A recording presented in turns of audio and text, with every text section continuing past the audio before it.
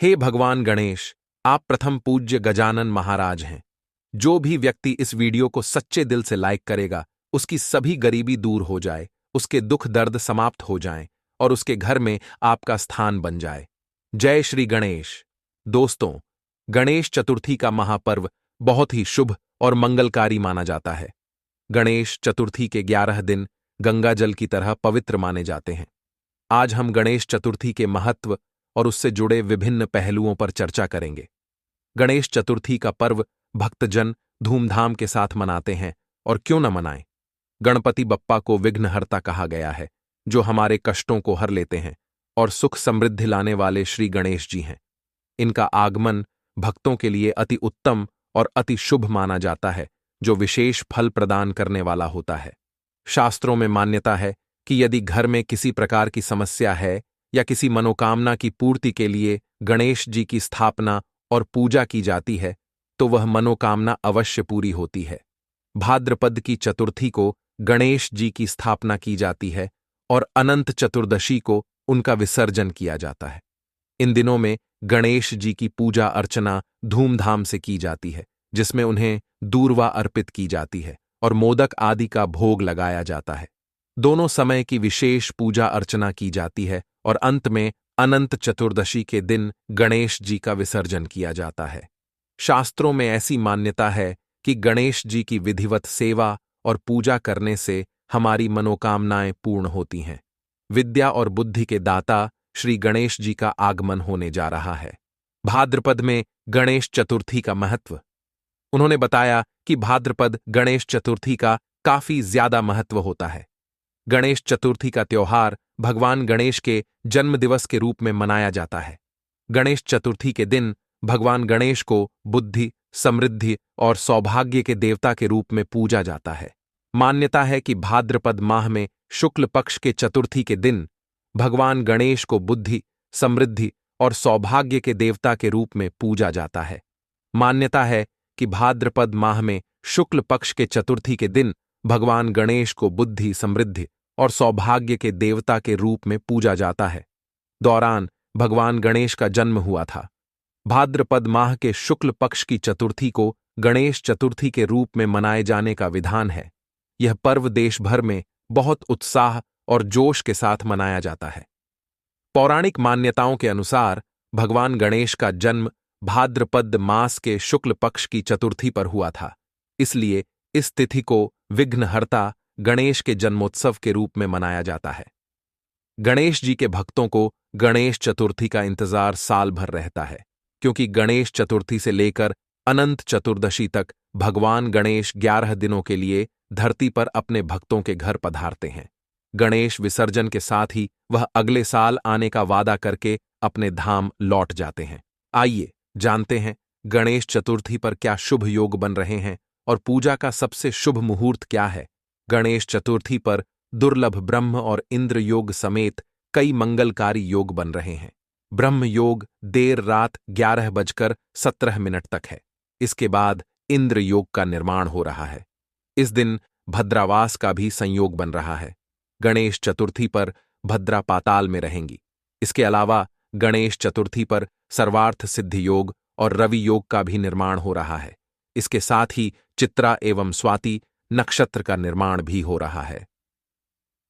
मध्याह्न समय गणेश पूजा के लिए अति उत्तम धार्मिक मान्यताओं के अनुसार भगवान गणेश का जन्म मध्याह्न काल में हुआ था। इसीलिए मध्याह्न समय को गणेश पूजा के लिए अति उत्तम माना जाता है। इस समय गणेश जी की प्रतिमा को स्थापित करना शुभ माना जाता है। 11:03 से सायं 1:34 तक लगभग 2 घंटे 31 मिनट तक रहेगा। बुद्धि, शुभता व सिद्धि के दाता भगवान गणेश का 10 दिवसीय उत्सव का आरंभ भाद्रपद शुक्ल चतुर्थी शनिवार से होगा। भगवान गणपति की उपासना से हर काम सिद्ध होते हैं और ऐश्वर्य की प्राप्ति, जीवन के विघ्न बाधा को दूर कर मनोकामना पूर्ण होती है।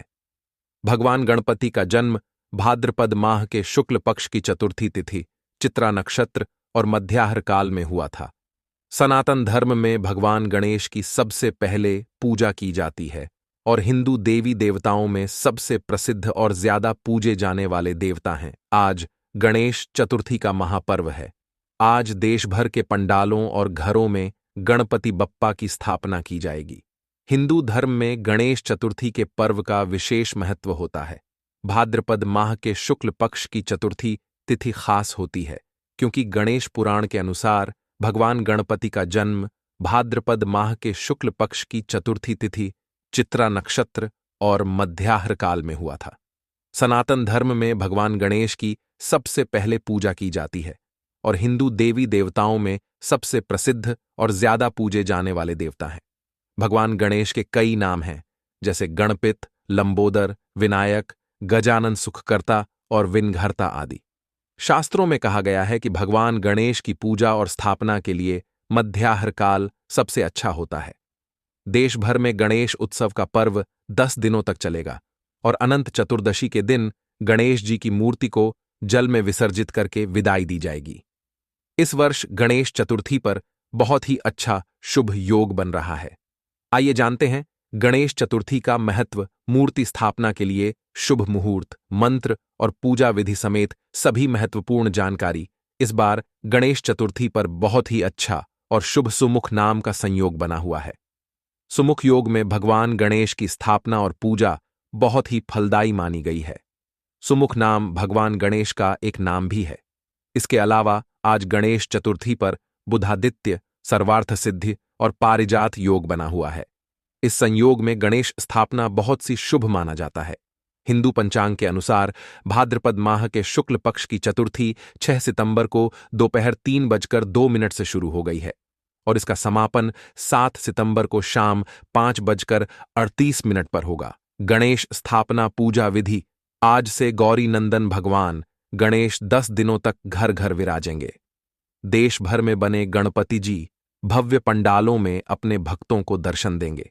इसके अलावा गणेश जी की प्रतिमा की स्थापना लोग अपने घरों पर भी करते हैं। गणेश पुराण के अनुसार भगवान गणेश की मूर्ति की स्थापना भाद्रपद माह के शुक्ल पक्ष की चतुर्थी तिथि को मध्याह्न व्यापिनी में करने का विधान बताया गया है। सबसे पहले सूर्योदय से पहले उठकर अपने दैनिक क्रियाकर्म करके स्नान करते हुए साफ सुथरे कपड़े पहने। फिर घर के जिस स्थान पर बप्पा की मूर्ति को स्थापित करना है वहां पर साफ सफाई करते हुए आसन पर बैठे और गणेश की स्थापना का संकल्प लें। इसके बाद बप्पा की लाई गई मूर्ति के आंखों में बांधी गई लाल रंग की पट्टी को उतारते हुए षोडशोपचार विधि से भगवान गणेश का आवाहन करते हुए उनकी पूजा आरंभ कर दें। इसके बाद हाथ में गंगा जल, फूल और कुश लेते हुए गणेश जी के मंत्रों का जाप करते हुए भगवान गणेश को धूप, दीप और पुष्प अर्पित करें। भगवान गणेश को मोदक बहुत ही प्रिय होता है। ऐसे में उन्हें मोदक, दुर्वा, केले, मोतीचूर के लड्डू चढ़ाएं। धार्मिक मत है कि गणेश चतुर्थी पर गणपति बप्पा की पूजा करने से सुख और सौभाग्य में अपार बढ़ोतरी होती है, साथ ही सभी बिगड़े काम बन जाते हैं। यह पर्व हर वर्ष भाद्रपद माह के शुक्ल पक्ष की चतुर्थी तिथि को मनाया जाता है। इस दिन भक्तिभाव से गणपति बप्पा की पूजा की जाती है। सनातन धर्म में भगवान गणेश प्रथम पूजनीय हैं। आदिकाल से भगवान गणेश की पूजा की जा रही है। भगवान गणेश को कई नामों से जाना जाता है। इनमें विनायक, लंबोदर, एकदंत, गजानन, भालचंद्र आदि प्रमुख हैं। भगवान गणेश को प्रणव भी कहा जाता है। उनके शरणागत रहने वाले साधकों की सभी मनोकामनाएं पूर्ण होती हैं। अतः साधक श्रद्धा भाव से भगवान गणेश की पूजा करते हैं। ज्योतिष भी जीवन में तरक्की और उन्नति पाने के लिए भगवान गणेश की पूजा करने की सलाह देते हैं। गणपति बप्पा की पूजा करने से साधक को मनोवांछित फल की प्राप्ति होती है। अगर आप भी गणपति बप्पा की कृपा के भागी बनना चाहते हैं तो गणेश चतुर्थी पर पूजा के समय भगवान गणेश को ये चीजें अवश्य ही अर्पित करें। सिंदूर। अगर आप गणपति बप्पा को प्रसन्न करना चाहते हैं तो गणेश चतुर्थी पर पूजा के समय भगवान गणेश को सिंदूर अवश्य ही अर्पित करें। भगवान गणेश को सिंदूर अति प्रिय है। मनोवांछित फल की प्राप्ति के लिए सिंदूर अर्पित करते समय अपनी मनोकामना बप्पा से अवश्य करें। दूर्वा। भगवान गणेश को दूर्वा अति प्रिय है, अतः पूजा के समय गणपति बप्पा को दूर्वा अवश्य ही अर्पित करें। सनातन शास्त्रों में वर्णित है कि अनलासुर को निगलने के बाद दूर्वा सेवन करने से भगवान गणेश को आराम मिला। इसके लिए भगवान गणेश को दूर्वा प्रिय है। अगर आप आर्थिक तंगी से निजात पाना चाहते हैं तो 21 दूर्वा भगवान गणेश को अर्पित करें। शमी पत्र, भगवान गणेश को शमी पत्र भी प्रिय है। अतः गणेश चतुर्थी पर पूजा के समय भगवान गणेश शमी के पत्ते अवश्य अर्पित करें। भगवान गणेश को शमी पत्र अर्पित करने से साधक की हर मनोकामना पूरी होती है, साथ ही बिगड्ढे काम बन जाते हैं। गुड़ के मोदक, अगर आप भगवान गणेश को प्रसन्न करना चाहते हैं तो गणेश चतुर्थी तिथि पर गणपति बप्पा को गुड्ड के मोदक अवश्य अर्पित करें। आप गुड्ड के मोदक घर पर भी बना सकते हैं। भगवान गणेश को मोदक बेहद प्रिय है। मोदक अर्पित करने से भगवान गणेश शीघ्र प्रसन्न होते हैं। उनकी कृपा साधक पर अवश्य ही बरसती है। गणेश चतुर्थी के दिन क्या करें क्या ना करें, जानें पूजा का सही तरीका। गणेश चतुर्थी हिंदुओं का एक महत्वपूर्ण त्योहार है जो भगवान गणेश को समर्पित होता है। इस दिन गणपति बप्पा की पूजा का विशेष महत्व होता है। आइए जानते हैं गणेश चतुर्थी पर क्या करें और क्या ना करें, साथ ही पूजा के सही नियम क्या हैं। गणेश चतुर्थी पर करें ये काम। घर या पूजा स्थल पर गणेश की सुंदर प्रतिमा स्थापित कर उसे अच्छे से सजाएं। फिर उसके बाद पूरे विधि विधान से पूजा करें। गणेश चतुर्थी के दिन गणपति जी को अपने घर के ईशान कोण यानी उत्तर पूर्व दिशा में विधि विधान से बिठाएं। इस दिशा में उनकी पूजा करना शुभ माना जाता है। गणेश भगवान जी को लाल रंग बहुत ज्यादा प्रिय है, इसलिए उनकी पूजा में लाल रंग के वस्त्रों का इस्तेमाल करें। जैसे गणपति बप्पा को लाल रंग के वस्त्र के ऊपर विराजमान करें और उनको लाल रंग के वस्त्र पहनाएं। गणपति जी की पूजा में लाल रंग के पुष्प, फल और लाल चंदन का प्रयोग जरूर करें। गणेश भगवान की पूजा में दूर्वा घास, फूल, फल, दीपक, अगरबत्ती, चंदन और सिंदूर और गणपति जी के प्रिय लड्डू और मोदक का भोग जरूर लगाएं। गणपति की पूजा में 10 दिनों तक भगवान गणेश के मंत्र जैसे एयूएम गण गणपतये नमः का जाप जरूर करें।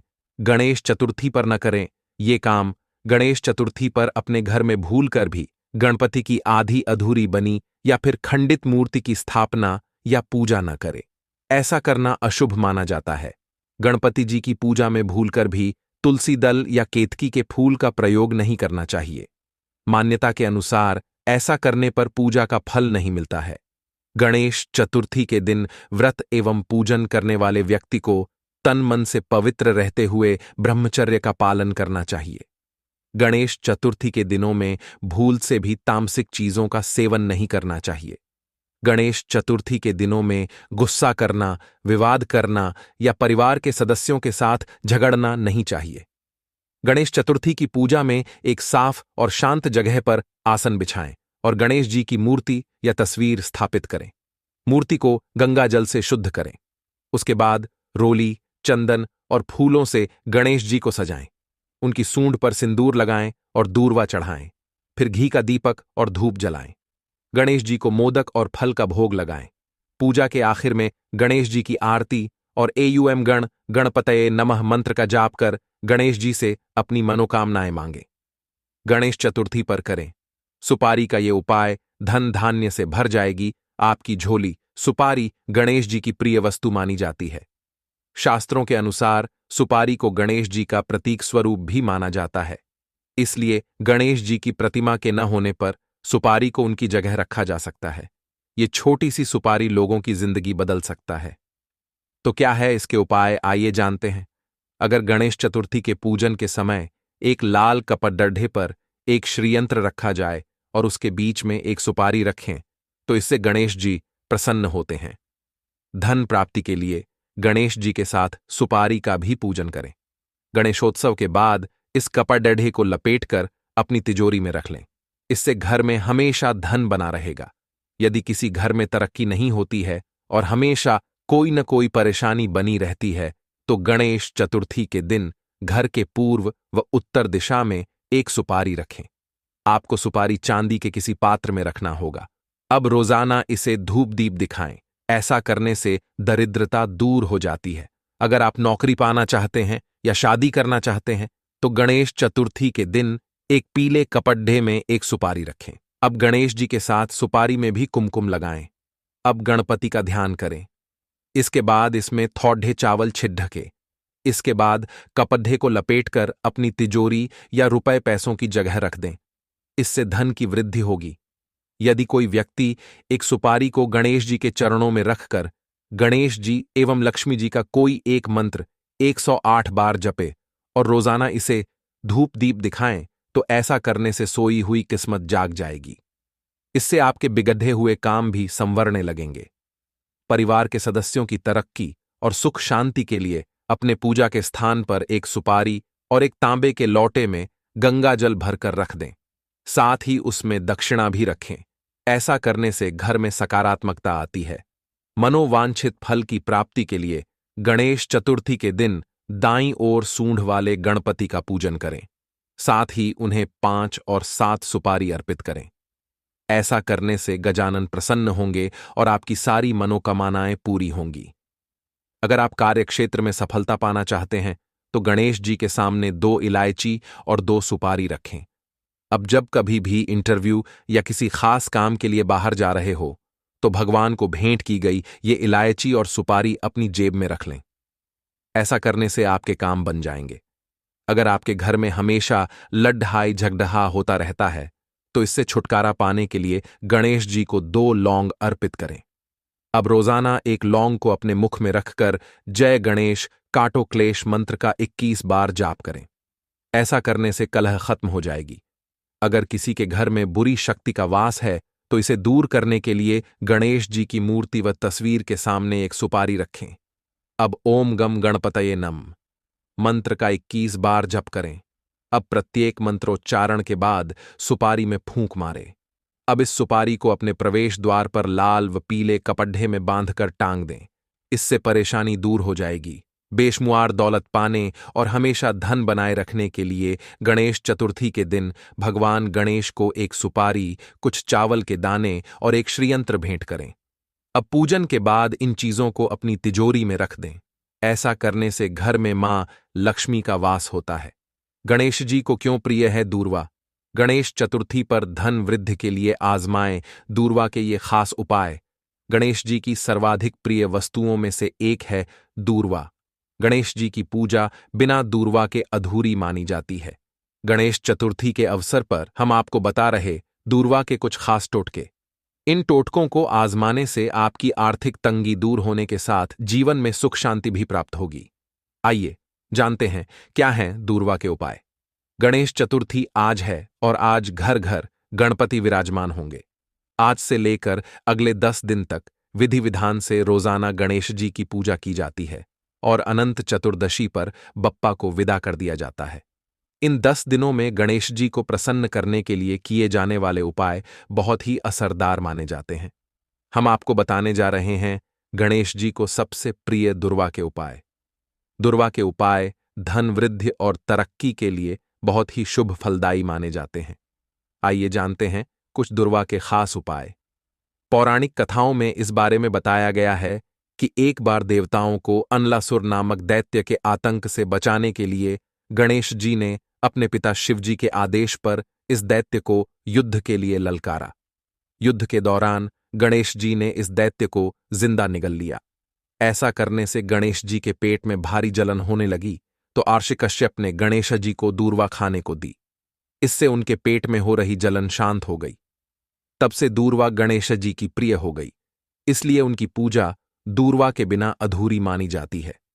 दूर्वा के इस उपाय को करने से आपका घर सदैव धन धान्य से भरा रहेगा और गणपति आपकी तिजोरी कभी खाली नहीं होने देंगे। गणेश चतुर्थी के दिन 21 दूर्वा को मिलाकर एक लाल धागे या फिर कलावे से बांध लें और उसे गणपति जी की प्रतिमा के पास रख दें। रोजाना 10 दिन तक पूजा के वक्त इस बंधी हुई दूर्वा से गणेश की प्रतिमा पर जल अर्पित करें। ऐसा करने से आपके घर में धन वर्षा होने लगेगी और आपके घर में सदैव धन का आगमन बना रहेगा। गणपति जी की कृपा से आपका काम धंधा खूब फले फूले और दिन दूनी रात चौगुनी तरक्की हो, इसके लिए दूर्वा का यह उपाय लाभ देगा। दूर्वा के साथ हल्दी की एक गांठ लें और इसे पीले कपड़े में बांधकर तिजोरी में रख लें। इसे गणेश चतुर्थी से लेकर अनंत चतुर्दशी तक घर में रखने के बाद किसी पवित्र जलधारा में प्रवाहित कर दें। ऐसा करने से आपके काम धंधे में तरक्की होगी और बप्पा आपको शुभ लाभ प्रदान करेंगे। यदि आपके घर में सुख शांति की कमी है और बार बार बिना किसी वजह से लड़ाई होती है, तो गणेश चतुर्थी के दिन से आरंभ करके गाय को हर बुधवार को हरी घास खिलाएं। इस उपाय को लगातार कम से कम 11 बुधवार तक करें। ऐसा करने से परिवार के सदस्यों में आपसी प्रेम बढ़ेगा और झगड़े कम होंगे। आपके परिवार के किसी सदस्य के विवाह के योग नहीं बन रहे हैं या फिर बार बार शादी पक्की होकर टूट जा रही है, तो दूर्वा का यह उपाय आपके कष्ट दूर कर सकता है। गणेश चतुर्थी से आरंभ करके हर बुधवार को गणेश जी को दूर्वा की 21 गांठें चढ़ाएं। इस उपाय को लगातार 21 बुधवार तक करें। ऐसा करने से विवाह के शीघ्र योग बनने लगेंगे और बप्पा हर बाधा को दूर करेंगे। गणपति जी को किसी साफ और पवित्र स्थान से तोड़ी गई दूर्वा ही चढ़ाएं। सदैव दूर्वा को जोड़ से ही चढ़ाएं और इसे चढ़ाने से पहले स्वच्छ जल से धो लें। दूर्वा चढ़ाते वक्त गणेश जी के मंत्रों का जप जरूर करें। गणेश चतुर्थी की पौराणिक एवं प्रचलित कथाएं व्रत में सुनने से दूर होंगे सारे संकट, मिलेगा अपार सुख। पहली कथा पौराणिक एवं प्रचलित। श्री गणेश कथा के अनुसार एक बार देवता कई विपदाओं में घिरे थे। तब वह मदद मांगने भगवान शिव के पास आए। उस समय शिव के साथ कार्तिकेय तथा गणेश जी भी बैठे थे। देवताओं की बात सुनकर शिव जी ने कार्तिकेय व गणेश जी से पूछा कि तुम में से कौन देवताओं के कष्टों का निवारण कर सकता है। तब कार्तिकेय व गणेश जी दोनों ने ही स्वयं को इस कार्य के लिए सक्षम बताया।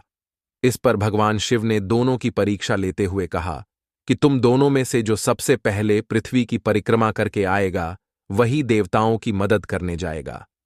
भगवान शिव के मुख से यह वचन सुनते ही कार्तिकेय अपने वाहन मोर पर बैठकर पृथ्वी की परिक्रमा के लिए निकल गए, परंतु गणेश जी सोच में पड़ गए कि वह चूहे के ऊपर चढ़कर सारी पृथ्वी की परिक्रमा करेंगे तो इस कार्य में उन्हें बहुत समय लग जाएगा।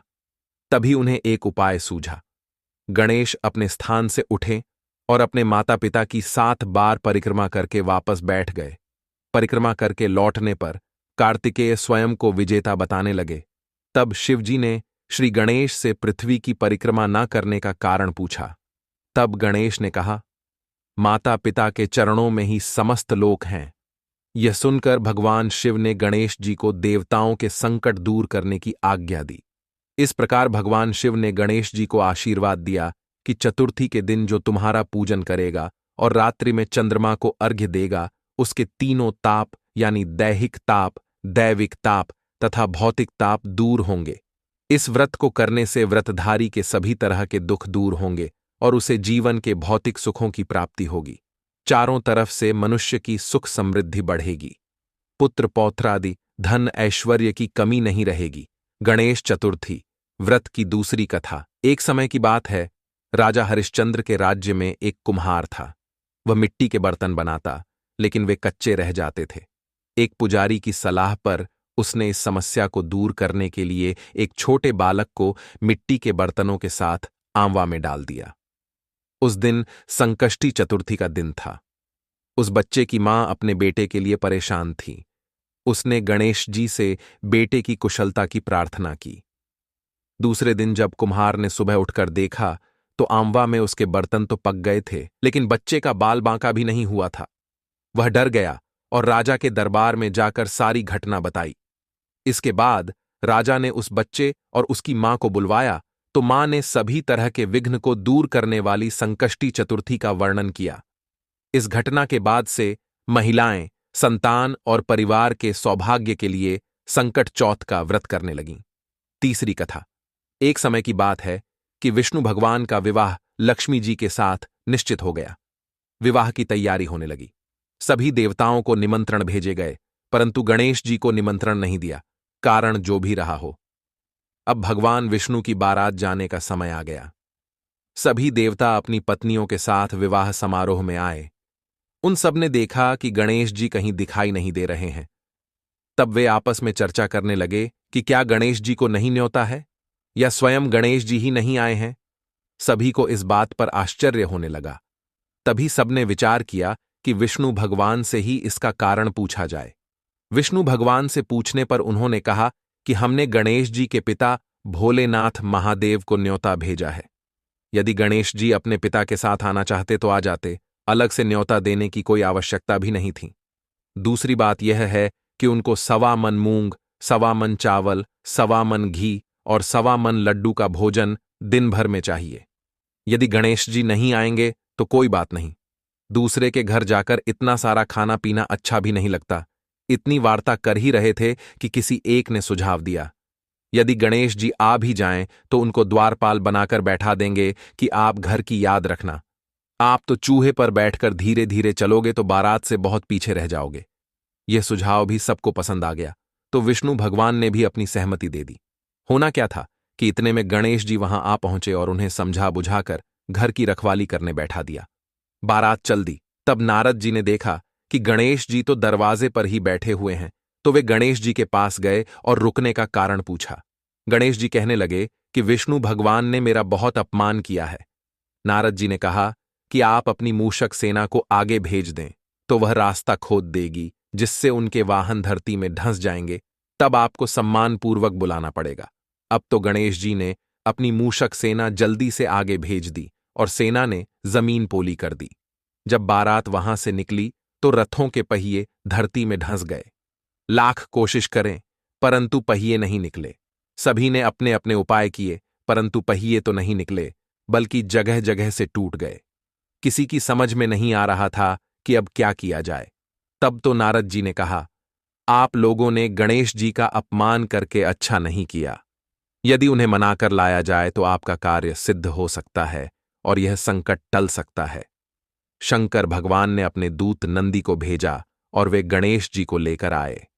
गणेश जी का आदर सम्मान के साथ पूजन किया, तब कहीं रथ के पहिए निकले। अब रथ के पहिए निकल को गए, परंतु वे टूट फूट गए तो उन्हें सुधारे कौन। पास के खेत में खाती काम कर रहा था, उसे बुलाया गया। खाती अपना कार्य करने के पहले श्री गणेशाय नम कहकर गणेश जी की वंदना मन ही मन करने लगा। देखते ही देखते खाती ने सभी पहियों को ठीक कर दिया। तब खाती कहने लगा कि हे देवताओं, आपने सर्वप्रथम गणेश जी को नहीं मनाया होगा और न ही उनकी पूजन की होगी, इसीलिए तो आपके साथ यह संकट आया है। हम तो मूर्ख अज्ञानी हैं, फिर भी पहले गणेश जी को पूजते हैं, उनका ध्यान करते हैं। आप लोग तो देवतागण हैं, फिर भी आप गणेश जी को कैसे भूल गए। अब आप लोग भगवान श्री गणेश जी की जय बोलकर जाएं तो आपके सब काम बन जाएंगे और कोई संकट भी नहीं आएगा। ऐसा कहते हुए बारात वहां से चल दी और विष्णु भगवान का लक्ष्मी जी के साथ विवाह संपन्न करा के सभी सकुशल घर लौट आए। हे गणेश जी महाराज, आपने विष्णु को जैसो कारज सारियो, ऐसो कारज सबको सिद्ध कर जो। बोलो गजानन भगवान की जय। चौथी कथा। श्री गणेश चतुर्थी व्रत की पौराणिक कथा के अनुसार एक बार भगवान शिव तथा माता पार्वती नर्मदा नदी के किनारे बैठे थे।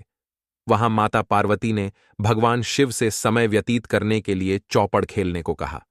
शिव चौपड़ खेलने के लिए तैयार हो गए, परंतु इस खेल में हार जीत का फैसला कौन करेगा, यह प्रश्न उनके समक्ष उठा। तो भगवान शिव ने कुछ तिनके एकत्रित कर उसका एक पुतला बनाकर उसकी प्राण प्रतिष्ठा कर दी और पुतले से कहा, बेटा, हम चौपड़ खेलना चाहते हैं, परंतु हमारी हार जीत का फैसला करने वाला कोई नहीं है, इसीलिए तुम बताना कि हम दोनों में से कौन हारा और कौन जीता। उसके बाद भगवान शिव और माता पार्वती का चौपड़ खेल शुरू हो गया। यह खेल 3 बार खेला गया और संयोग से तीनों बार माता पार्वती ही जीत गईं। खेल समाप्त होने के बाद बालक से हार जीत का फैसला करने के लिए कहा गया, तो उस बालक ने महादेव को विजयी बताया। यह सुनकर माता पार्वती क्रोधित हो गईं और क्रोध में उन्होंने बालक को लंगड़ा होने, कीचड़ में पड़े रहने का श्राप दे दिया। बालक ने माता पार्वती से माफी मांगी और कहा कि यह मुझसे अज्ञानतावश ऐसा हुआ है, मैंने किसी द्वेष भाव में ऐसा नहीं किया। बालक द्वारा क्षमा मांगने पर माता ने कहा, यहां गणेश पूजन के लिए नाग कन्याएं आएंगी, उनके कहे अनुसार तुम गणेश व्रत करो, ऐसा करने से तुम मुझे प्राप्त करोगे। यह कहकर माता पार्वती शिव के साथ कैलाश पर्वत पर चली गईं। 1 वर्ष के बाद उस स्थान पर नाग कन्याएं आईं। तब नाग कन्याओं से श्री गणेश के व्रत की विधि मालूम करने पर उस बालक ने 21 दिन लगातार गणेश जी का व्रत किया। उसकी श्रद्धा से गणेश जी प्रसन्न हुए। उन्होंने बालक को मनोवांछित फल मांगने के लिए कहा, उस पर उस बालक ने कहा, हे विनायक, मुझ में इतनी शक्ति दीजिए कि मैं अपने पैरों से चलकर अपने माता पिता के साथ कैलाश पर्वत पर पहुंच सकूं और वे यह देख प्रसन्न हों। तब बालक को वरदान देकर श्री गणेश अंतर्ध्यान हो गए। इसके बाद वह बालक कैलाश पर्वत पर पहुंच गया और कैलाश पर्वत पर पहुंचने की अपनी कथा उसने भगवान शिव को सुनाई। चौपड़ वाले दिन से माता पार्वती शिवजी से विमुख हो गई थीं। अतः देवी के रुष्ट होने पर भगवान शिव ने भी बालक के बताए अनुसार 21 दिनों तक श्री गणेश का व्रत किया। इस व्रत के प्रभाव से माता पार्वती के मन से भगवान शिव के लिए जो नाराजगी थी वह समाप्त हो गई। तब यह व्रत विधि भगवान शंकर ने माता पार्वती को बताई। यह सुनकर माता पार्वती के मन में भी अपने पुत्र कार्तिकेय से मिलने की इच्छा जागृत हुई। तब माता पार्वती ने भी 21 दिन तक श्री गणेश का व्रत किया तथा दूर्वा, फूल और लड्डुओं से गणेश जी का पूजन अर्चन किया। व्रत के 21वें दिन कार्तिकेय स्वयं माता पार्वती जी से आ मिले। उस दिन से श्री गणेश चतुर्थी का यह व्रत समस्त मनोकामनाओं की पूर्ति करने वाला व्रत माना जाता है। इस व्रत को करने से मनुष्य के सारे कष्ट दूर होकर मनुष्य को समस्त सुख सुविधाएं प्राप्त होती हैं। भगवान गणेश को विघ्नहर्ता तथा रिद्धि सिद्धि का स्वामी कहा जाता है और मान्यता है कि इनके स्मरण, ध्यान, जप, आराधना से कामनाओं की पूर्ति होने के साथ साथ हर प्रकार के विघ्नों का भी विनाश होता है। हिंदू धर्म की पौराणिक मान्यताओं के अनुसार सभी देवी देवताओं से पहले भगवान गणेश की पूजा की जाती है और कोई भी अच्छा काम गणेश का नाम लेकर या गणपति वंदना करके ही शुरू किया जाता है। दरअसल ऐसी मान्यता है कि पूजा, आराधना, अनुष्ठान तथा अन्य किसी भी कार्य में कोई विघ्न बाधा नहीं आए, इसीलिए सर्वप्रथम गणेश पूजा की जाती है। किसी भी कार्य के शुभारंभ से पहले बेहतर योजना, दूरदर्शी निर्णय तथा कुशल नेतृत्व की आवश्यकता होती है। यानी किसी भी बड़े काम को शुरू करने से पहले बुद्धि का उपयोग आवश्यक है और गणेश को बुद्धि, समृद्धि एवं सौभाग्य का देवता माना गया है। उनकी पूजा करने से कोई भी कार्य बिना किसी विघ्न बाधा के पूर्ण होता है। गणेश जी के मंत्र वक्रतुंड महाकाय सूर्यकोटि संप्रभ, निर्विघ्नं कुरु मे देव सर्वकार्येषु सर्वदा, एकदंतम महाकायम लंबोदर्गजाननम, विघ्नशकरम देवम हेरंबम प्रणमाम्यहम, गजराजमुखाय ते नमो मृगराजोत्तम वाहनाय ते, द्विजराजकलाभृते नमो गणराजाय सदा नमोस्तुते, गजाननाय पूर्णाय सांख्यरूपमयायते, विदेहेन च सर्वत्र संस्थिताय नमो नमः, अमेयाय च हेरंब परशुद्धारकायते, मूषक वाहनायैव विश्वेशाय नमो नमः। या भगवान गणेश प्रथम पूजनीय क्यों है? इस संबंध में हालांकि विभिन्न पौराणिक ग्रंथों में अलग अलग कारणों का वर्णन मिलता है, लेकिन प्रत्येक ग्रंथ में उन्हें प्रथम पूजनीय देव ही कहा गया है। विभिन्न ग्रंथों के अलग अलग व्यवहारिक पक्ष देखें तो भी गणेश ही पहले देवता हैं। पौराणिक मान्यताओं के अनुसार चूंकि गणेश जी की पूजा के बिना मांगलिक कार्यों में किसी भी दिशा से किसी भी देवी देवता का आगमन नहीं होता, इसीलिए प्रत्येक मांगलिक कार्य और पूजा से पहले भगवान गणेश की पूजा की जाती है। गणेश जी के प्रथम पूज्य होने के संबंध में शिव महापुराण में बताया गया है कि भगवान शिव ने ही गणेश को प्रथम पूजा का वरदान दिया था। शिव महापुराण में इस बारे में एक कथा का वर्णन किया गया है।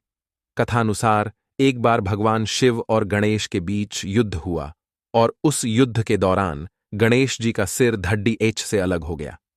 जब देवी पार्वती ने शिव को बताया कि गणेश उन्हीं का पुत्र है, तो पार्वती के आग्रह पर भगवान शिव ने गणेश जी के शरीर पर हाथी का सिर जोड़ ढाट दिया। धड्डाच पर हाथी का सिर जोड़ दिए जाने पर देवी पार्वती ने भगवान शिव से पूछा कि मेरे पुत्र की इस रूप में सृष्टि में भला कौन पूजा करेगा? तब भगवान शिव ने गणेश को वरदान दिया कि सभी देवी देवताओं की पूजा तथा प्रत्येक मांगलिक कार्य से पहले गणेश की पूजा की जाएगी और इसके बिना प्रत्येक पूजा अथवा कोई भी कार्य अधूरा माना जाएगा। गणेश जी की पूजा के संबंध में लिंग पुराण में कहा गया है कि चूंकि गणेश हर प्रकार के विघ्नों का नाश करते हैं, इसीलिए सबसे पहले उन्हीं की पूजा होती है। लिंग पुराण के अनुसार राक्षसों के दुष्ट कर्मों में विघ्न पैदा करने के लिए देवताओं ने एक बार भगवान शिव से वर मांगा। देवताओं की विनती स्वीकार करते हुए भगवान शिव ने इसके लिए वरदान देते हुए उन्हें संतुष्ट कर दिया। समय आने पर गणेश जी प्रकट हुए और तब देवताओं ने उनकी पूजा की। उसके बाद भगवान शिव ने गणेश को दैत्यों के दुष्ट कर्मों में विघ्न पैदा करने का आदेश दिया। इसलिए प्रत्येक मांगलिक कार्य और पूजा पाठ में नकारात्मक शक्तियों की रुकावटों से बचने के लिए विघ्नहर्ता भगवान गणेश जी की पूजा की जाती है। महर्षि पाणिनि के अनुसार दिशाओं के स्वामी यानी अष्टवसुओं के समूह को गण कहा जाता है, जिनके स्वामी गणेश हैं, इसीलिए उन्हें गणपति कहा गया है। गणेश के प्रथम पूजनीय होने के बारे में महर्षि पाणिनि ने उल्लेख किया है कि चूंकि गणेश सभी गणों के स्वामी हैं, इसीलिए वे प्रथम पूज्य हैं। गणेश जी प्रथम पूजा को लेकर एक और पौराणिक कथा भी बेहद प्रचलित है। देवताओं के बीच एक बार इस बात को लेकर विवाद काफी बढ़ गया कि पृथ्वी पर सबसे पहले किसकी पूजा की जाएगी। सभी देवतागण स्वयं को एक दूसरे से श्रेष्ठ बताने लगे। विवाद ज्यादा बढ़ने की स्थिति में देवर्षि नारद ने सभी देवताओं को भगवान शिव की शरण में जाने का परामर्श दिया। नारद मुनि की सलाह मानते हुए सभी देवता भगवान शिव के पास पहुंचे और इसका समाधान करने की विनती की। शिव ने गंभीर रूप धारण कर चुके इस विवाद को सुलझाने के लिए एक प्रतियोगिता का आयोजन करने का निर्णय लिया। उन्होंने सभी देवताओं से अपने अपने वाहन पर बैठकर संपूर्ण ब्रह्मांड का चक्कर लगाने को कहा और बताया कि जो भी ब्रह्मांड की परिक्रमा करके सबसे पहले उनके पास पहुंचेगा, पृथ्वी पर उसकी ही पूजा सबसे पहले की जाएगी। भगवान शिव की आज्ञा मिलते ही समस्त देवगण अपने अपने वाहन पर सवार होकर ब्रह्मांड का चक्कर लगाने निकल पड़िड्डिहे। लेकिन गणेश जी अपने वाहन मूषक पर सवार नहीं हुए, बल्कि वह सभी देवताओं के जाने के बाद ब्रह्मांड का चक्कर लगाने के बजाय अपने माता पिता के चारों ओर ही परिक्रमा करने लगे। उन्होंने माता पिता के चारों ओर कुल 7 बार परिक्रमा की और हाथ जोड़कर खदधे हो गए। जब सभी देवता ब्रह्मांड का चक्कर लगाकर भगवान शिव के समक्ष वापस लौटे तो उन्होंने गणेश जी को वहीं खड्डा पाया। अब बारी थी भगवान शिव द्वारा प्रतियोगिता के विजेता को घोषित करने की। शिव ने जब गणेश जी को प्रतियोगिता का विजेता घोषित किया तो सभी देवताओं को घोर आश्चर्य हुआ कि वे सभी तो पूरे ब्रह्मांड का चक्कर लगाकर आए हैं, जबकि गणेश यहीं पर खड़ीढे हैं। फिर भला शिव ने उन्हें विजेता घोषित क्यों किया? सभी देवताओं की जिज्ञासा का समाधान करते हुए तब भगवान शिव ने बताया कि पूरे ब्रह्मांड में माता पिता का स्थान सर्वोपरि है और गणेश ने चूंकि अपने माता पिता की परिक्रमा की है, इसलिए वे ही सभी देवताओं में सबसे पहले पूजनीय हैं। भगवान शिव के तर्क से सहमत होते हुए सभी देवताओं ने उनके इस निर्णय को स्वीकार किया। मान्यता है कि तभी से पृथ्वी पर गणेश जी की पूजा सबसे पहले होने लगी। गणेश जी की मूर्ति से जुड़ी कुछ महत्वपूर्ण बातें हैं जिन्हें जानना आवश्यक है। हम यह नहीं कह रहे कि गणेश जी की कोई भी मूर्ति अशुभ होती है, लेकिन हां, उसके मायने और कारण अलग अलग हो सकते हैं। हमारे शास्त्रों में कहा गया है कि बहुत बड़ी मूर्ति की पूजा और सेवा हम घर में नहीं कर सकते हैं, क्योंकि उसकी उचित पूजा सेवा हमसे नहीं हो पाती है। इसलिए यदि आप गणेश जी की मूर्ति घर में लाने की सोच रहे हैं तो हमेशा बैठी हुई प्रतिमा ही लाएं। बैठी हुई गणेश जी की पूजा से स्थायी लक्ष्मी की कृपा मिलती है और आपकी सभी कामनाएं पूर्ण होती हैं। यदि आप अपने ऑफिस, दुकान या प्रतिष्ठान में गणेश जी की मूर्ति स्थापित करके विसर्जन करना चाहते हैं तो खड़ी हुई गणेश जी की प्रतिमा भी ला सकते हैं। ऐसा करने से व्यापार में वृद्धि होती है। कला क्षेत्र के विद्यार्थियों जैसे नृत्य, गायन आदि के लिए खड़ी गणेश जी की प्रतिमा शुभ मानी जाती है, लेकिन घर में स्थापित करने के लिए बैठी हुई प्रतिमा ही लाएं। गणेश जी की मूर्ति का रंग भी महत्वपूर्ण होता है। केसरिया रंग की प्रतिमा घर में लाना बहुत मंगलकारी माना जाता है। हरे रंग की प्रतिमा भी अलग अलग कामनाओं के लिए उपयुक्त मानी जाती है। संतान प्राप्ति के लिए गणेश जी की बाल रूप प्रतिमा लाएं और श्रद्धा भाव से पूजा करें। गणेश चतुर्थी के दिन चंद्रमा को देखना अशुभ माना जाता है। एक कथा के अनुसार इस दिन चंद्रमा ने गणेश जी का मजाक उड़ाया था, जिसके कारण माता पार्वती ने उसे श्राप दिया कि इस दिन चंद्रमा का दर्शन करना अशुभ होगा और मानव पर कलंक लगेगा। इसी कारण गणेश चतुर्थी पर चंद्रमा का दर्शन नहीं करना चाहिए। अगर गलती से चंद्रमा का दर्शन हो जाए तो व्यक्ति पर कलंक लग सकता है, जैसा कि भगवान श्री कृष्ण के साथ भी हुआ था। इसलिए इस दिन चंद्रमा का दर्शन करने से बचना चाहिए। अगर आप भी अपने घर में गणेश जी को लाना चाहते हैं तो कमेंट बॉक्स में लिखें, भगवान गणेश आपका स्वागत है हमारे घर में, और गणेश चतुर्थी की हार्दिक शुभकामनाएं प्राप्त करें। ओम गणेशाय नमः। तो दोस्तों, ये थी गणेश चतुर्थी से जुड़ी कुछ महत्वपूर्ण जानकारियां और बातें जिनका ध्यान रखना बेहद जरूरी है। अगर आप चाहते हैं कि आपके घर में सुख, समृद्धि और शांति बनी रहे तो गणेश जी की पूजा अर्चना सच्चे दिल से करें और इन बातों का अवश्य पालन करें। अगर आपको ये वीडियो पसंद आई हो तो इसे लाइक करें, शेयर करें और हमारे चैनल को सब्सक्राइब जरूर करें। साथ ही बेल आइकन को भी दबाएं ताकि आपको हमारे नए वीडियो की नोटिफिकेशन सबसे पहले मिल सके। कमेंट बॉक्स में लिखना न भूलें, भगवान गणेश आपका स्वागत है हमारे घर में, और भगवान गणेश की कृपा आप सभी पर बनी रहे। गणेश चतुर्थी की हार्दिक शुभकामनाएं। जय श्री गणेश।